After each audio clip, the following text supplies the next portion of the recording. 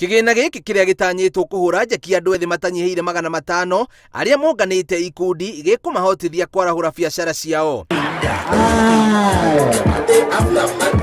Andu ethĩ nĩ morĩtio kwandĩka marũa ma kuhoya mbeca kuma kĩgĩna-inĩ gĩkĩ kuona mbeca ici iheanagwo na waragania, thirikari ikienda kwarahũra andu ethĩ bũrũri-inĩ. Sasa imefika penye vijana lazima we create our own employment. We must create our own employment.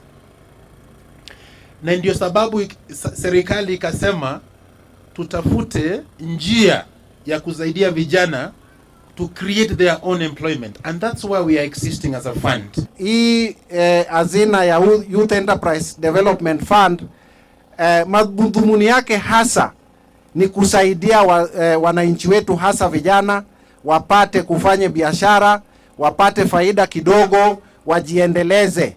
Mũmbunge wa Runyenjes Eric Muchagi nĩ orĩtie andũ ethĩ kũiyũkia kĩgĩna gĩkĩ na gũkĩhũthĩra ũrĩa kwagĩrĩire nĩguo kũgacĩrithia mĩtũrĩre yao na njĩra ya kũiga biacara na tabarĩra ciĩna kĩguni.